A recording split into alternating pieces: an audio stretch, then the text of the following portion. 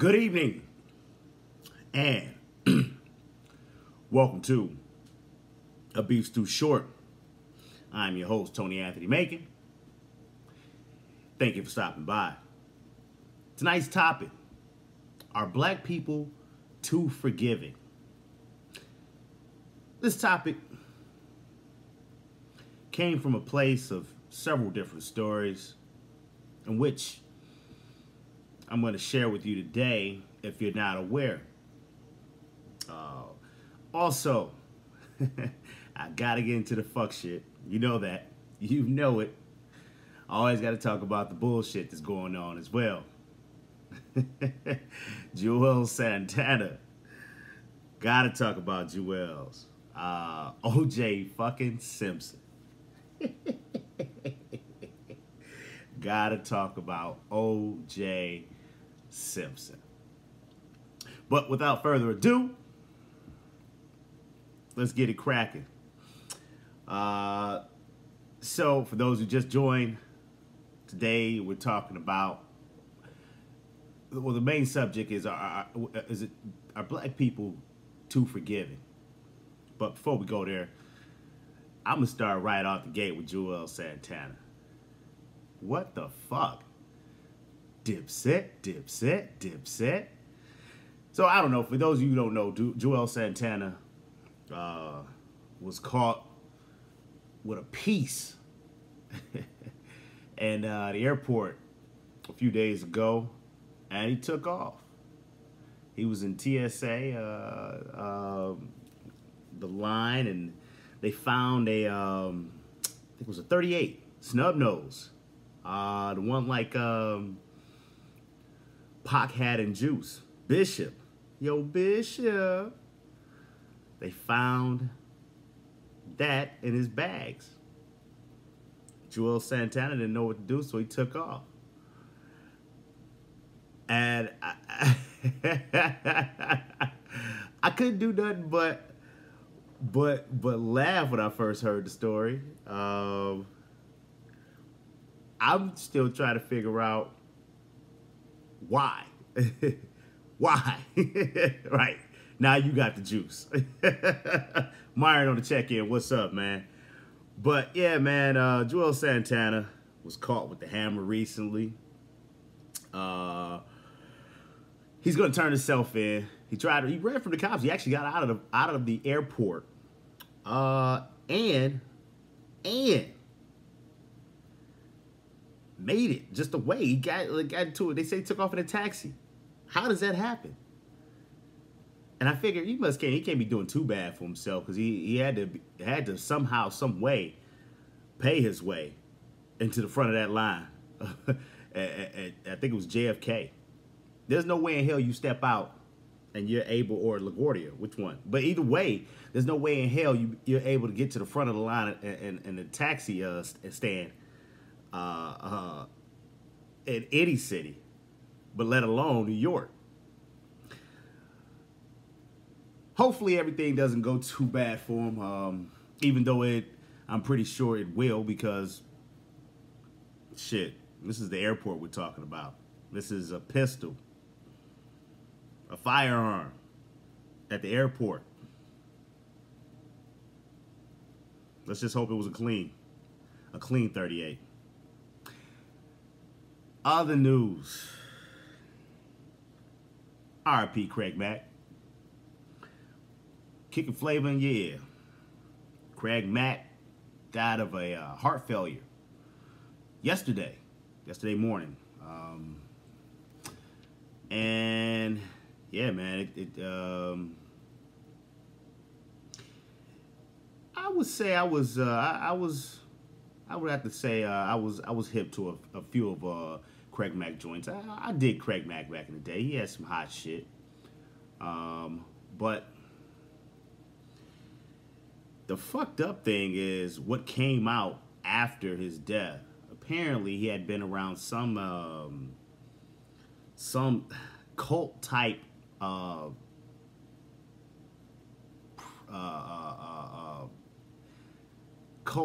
organization that was practicing. I don't even want to know. I don't even can't say if it was Christianity or not, but he was with some preacher that had him denouncing that he was even a rapper before. He was no longer a rapper. He was a good citizen now, whatnot.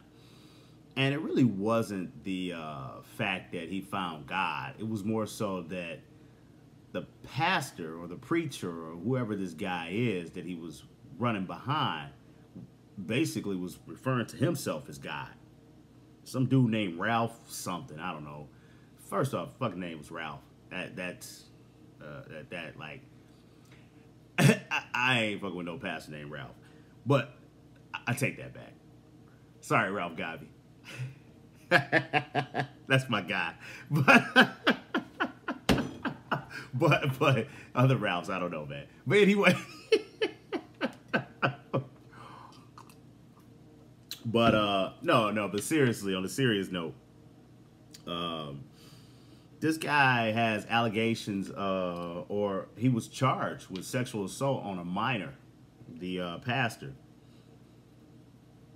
And it made me wonder a little bit. Could it be like a little bit more to his heart failure?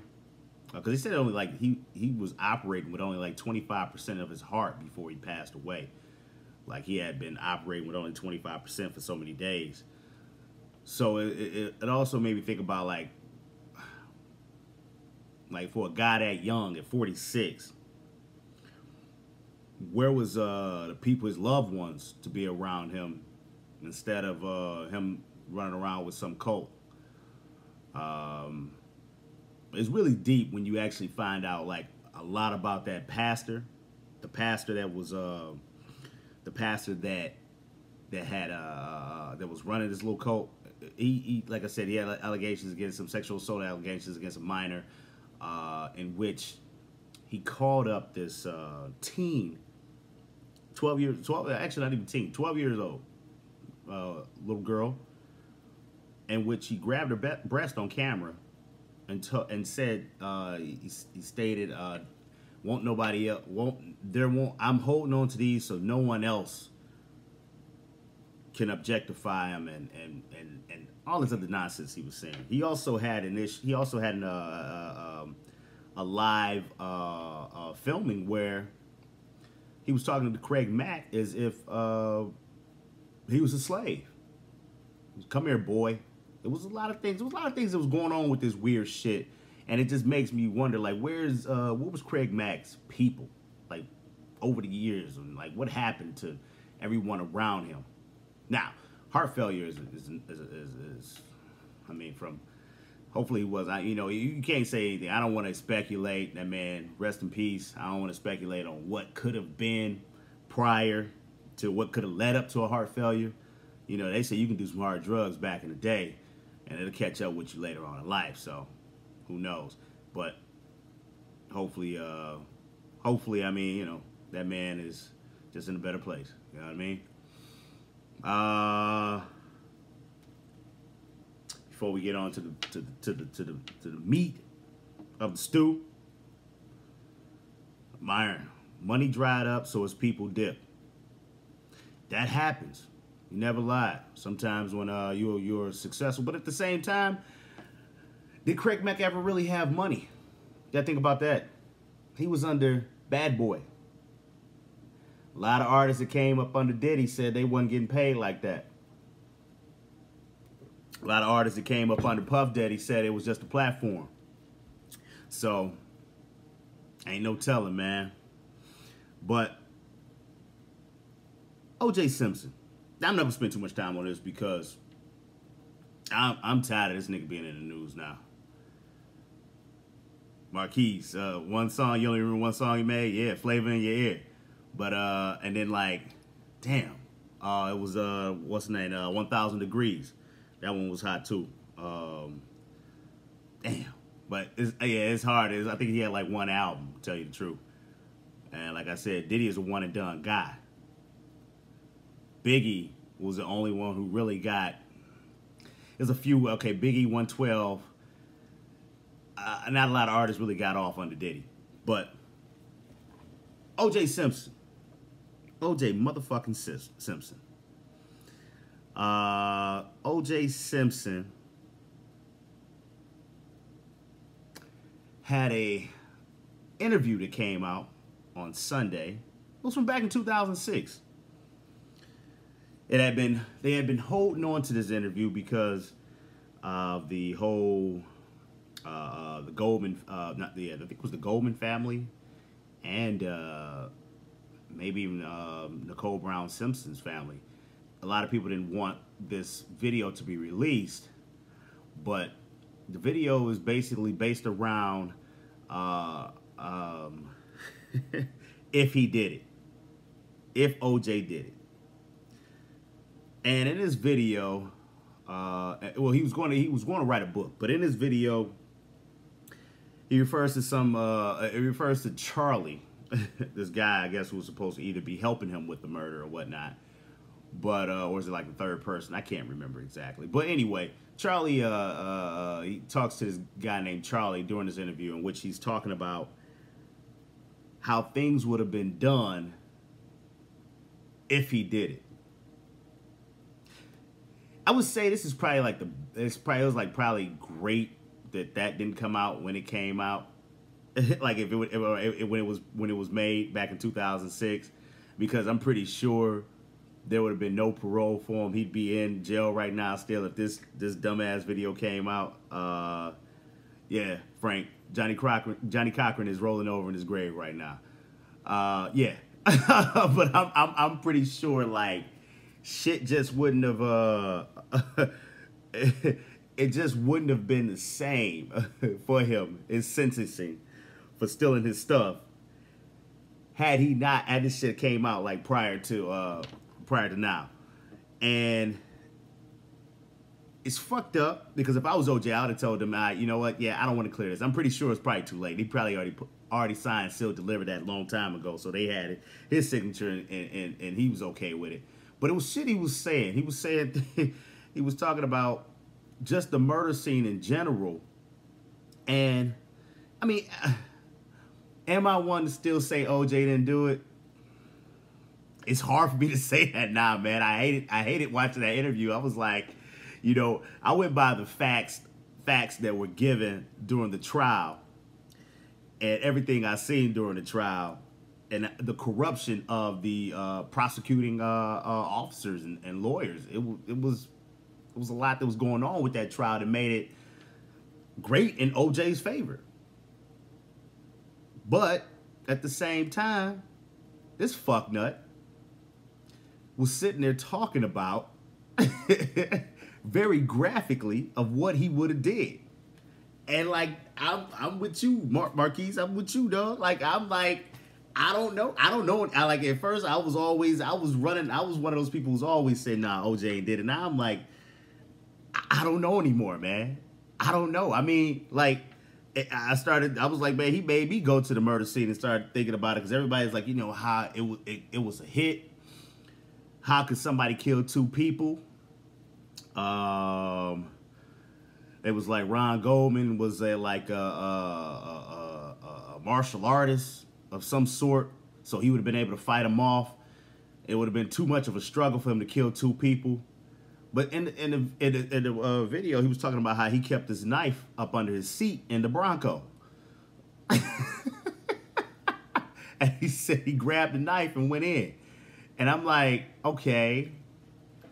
I mean, this is fun if you want to play this with your people, but you don't do this you don't get in front of a camera and do this. And it was crazy because I think he spoke about how he still visits Nicole's gravesite just to talk shit.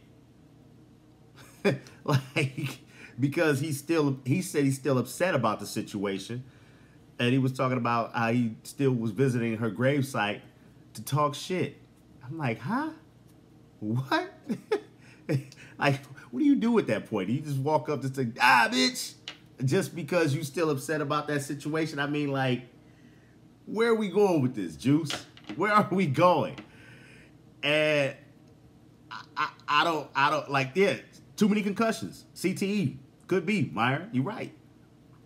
But I mean, at that point, that was back in 2006, which is not too long ago. So yeah, Juice could just been in a fucked up state of mind where he feels, fuck it, he can say whatever he want to say right now. I mean, or then, even, it's just, please, my nigga, stay out of the stay out of the limelight. You got to. He still did it though. I mean, like, I envision like Ron Goldman taking off, and then like Juice being like, nigga, I'm a Heisman Trophy winner. Where you going? I mean, come on now. In a fit of rage, if you're paying for a crib and somebody's there, even if you ain't with the chick no more, but you paying for this crib, and somebody's laying up in that mug, smashing somebody you used to be with, a la Matt Barnes, Derek Fisher. Derek Fisher being in Matt Barnes' crib. OJ need the money, and that shit still sells, so he will always have a platform. This is true. This is true. But Derek Fisher and Matt Barnes, I mean, Matt Barnes said the reason why he drove to go put hands on Derek Fisher was because of the fact Derek Fisher never came clean to him, and also the fact that his kids was involved. So he like, you behind my back at my crib that I pay for, riding around in the cars that I pay for. So in a fit of rage, a lot of people are capable of doing more than what you would normally think they couldn't do. I'm still gonna rock with Juice and say he ain't do it.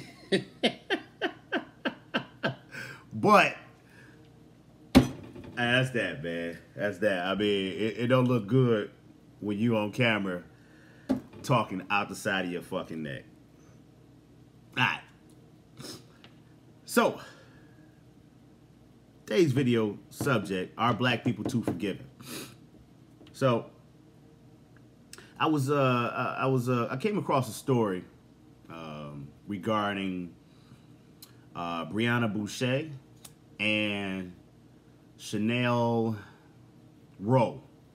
Chanel Rowe is a black woman, 18-year-old college student who was attending the University of Hartford, in which she was roomed with a white woman, Brianna Boucher, in which they were randomly stuck together. A lot of things were done during this time. Brianna put a smeared period blood from a pad on the on Chanel's book bag. She also took a toothbrush, put it where the sun don't shine, licked her forks and shit like that, and all types of other disgusting shit that she did because she didn't like the girl. Now, it's one thing to just hate a person and do things, but it's another thing to get on Twitter or Instagram and brag about what you did to get this girl up out of there. Because when Chanel finally left, she said, I finally got rid of Jamaican Barbie. That's what she called her. Jamaican Barbie. Now, Brianna tried to say that it wasn't a hate crime, it wasn't race related. But I don't think you would have called her Jamaican Barbie had it not been. Well, she was expelled from the school, Brianna, and charged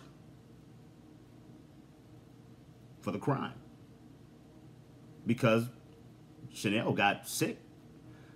She had issues with she had a sore throat. Some things, it was like a lot of being around those toxins, like things that she was doing. I mean, at the end of the day, could have killed the woman, right? Well, at the sentencing, Chanel showed up Now, the story is being reported that she was in support and giving forgiveness to Brianna. I think since that story has been dropped, Chanel has gone on to her Facebook and said, nah, I was there. It was like I wasn't supporting, but it was nothing I could do about the sentencing and so forth, this, that, and the third. But basically, the Brianna was put into a situation where she was given community service and some type of accelerated program where this can drop from her record fairly soon. So basically, no justice. NAACP was there, which I was wondering more so, why wasn't Chanel parents there? Where was her parents? Somebody in support of her should have been around like, fuck this. This ain't how it's going down.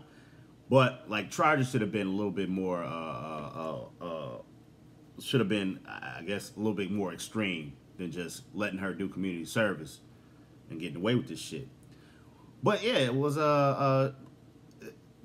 now Chanel said that she wasn't there for that. She said she couldn't say nothing about how they were charging her. You know, the reports are that she was okay with the way she was being charged, with a whole rehabilitation program and getting this expunged from her record as fast as possible.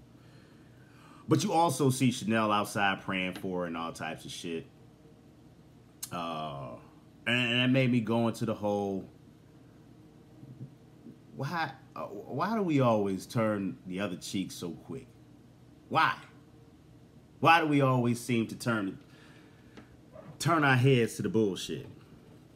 It made me think of another story that happened not too long ago too. I think it was Rakeem Jones. Rakeem Jones was the guy who got punched at the Donald Trump rally by a white guy. Forgot the first guy's name. Last name was McGraw. Quick Draw McGraw is what they called him because he punched him so fast. He used to be a boxer or whatnot. Old white guy. Punched him in the face because he was opposing Trump. He wasn't feeling that. They was kicking him out of the rally.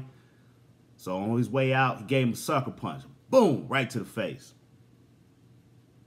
They charged McGraw.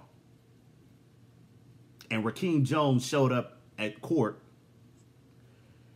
and shook that man's hand and said, I forgive you. I forgive you for being a bigoted old white man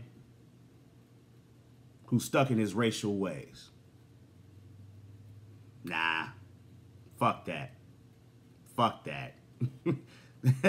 Fuck that. I don't know how. It seems like he didn't hit the right black man. Bingo, Marquise. He didn't hit the right black man, and that's the thing. It's like we're quick to go to prayer. I'm not saying anything wrong with that. I mean, they say in the Bible it teaches you that, but what Bible is that? That's the King James Version, right? That's the King James Version that was given to us by the white man. King James Version is also, well, let's talk about King James. King James was a homosexual. Yet, he has a book, a Bible, that talks against it. Come on now. Follow me on this. I'm not saying, I mean, because I believe in God. But I think that the nation our land is built on, Christianity, and we have a nation that don't follow anything by it. So what makes us so quick to be so forgiving that we're outside praying for this woman who smeared period blood all over her backpack? What makes us so quick to do so? We're supposed to be forgiving. We're supposed to love thy neighbor. Yet we, Americans, are very quick to go. And I always say this, oil is worth killing for, right? We are based on a country who will go and murder for resources. Right? Then, I mean, I don't want to go too far left with this because I'll go into the hypocritical states of a lot of religions. Like, I don't know. I feel like I'm about to start reading the Quran because I feel like my Muslim brothers are the only ones that and that's only just because I don't know enough of their faith, but they're the only ones that haven't disappointed me. But when I think about certain things, I think about the Catholic religion, and every other week is some priest who's been doing something with touching little boys. So it's like you say to yourself, who do you run to, right? But back to the topic. I don't know. I think black people need to smarten up, man. It's I think a lot of them don't realize the water we still in. It's a mindset, man. You have to understand that. Look, Myron, resources and religion are the main reason of all wars. Bingo, it is. Big time. Big time. Big time. I mean, that's the reason why the Muslims and Catholics fight over and Christians fight over in the other countries like Iraq and so forth. Right? So yeah, man. Big time. But I don't know. I mean, I'm over this whole like let it have been me. First off, I don't believe in the judicial system.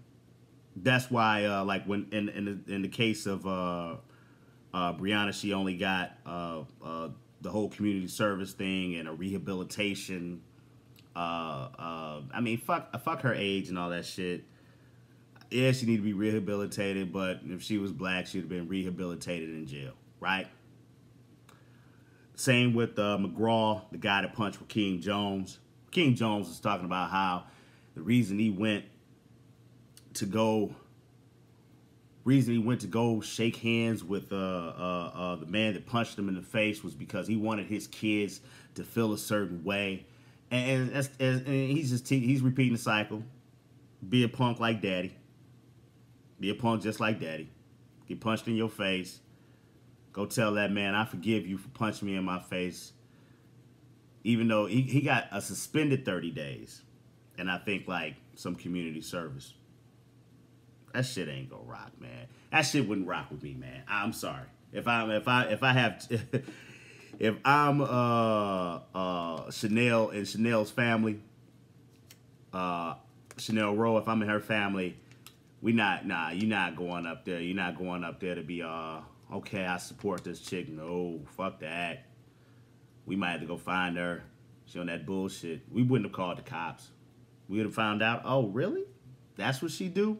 It would have been a higher learning scene. Would have been like Cube and Busta Rhymes and Omar Epps and everything when they had that fight on the roof. That's how it would have been. My sucker punch him though. Didn't they grab him before he got a chance to hit back? Man, he wasn't thinking about hitting back. Come on, man.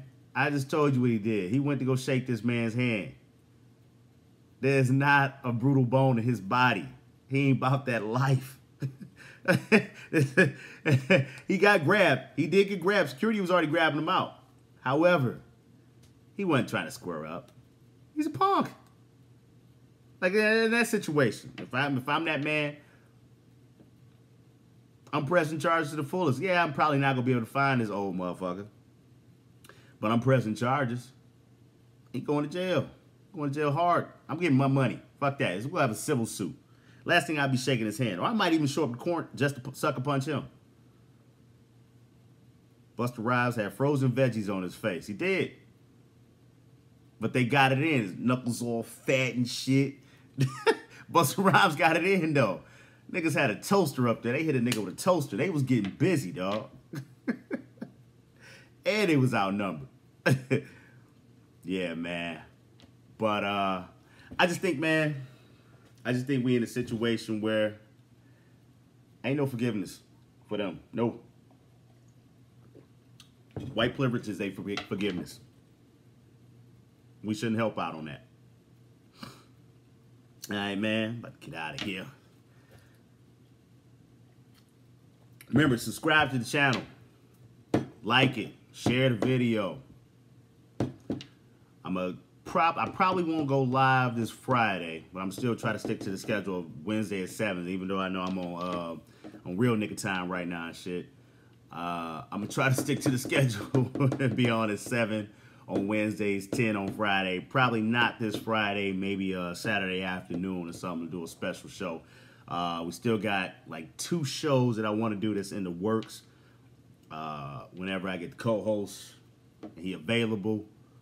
Because we don't want, this show is going to be kind of funny, and we don't want just my opinions to be spewed out. I wanted him to have a little input on it. So, all right. Thanks for watching again.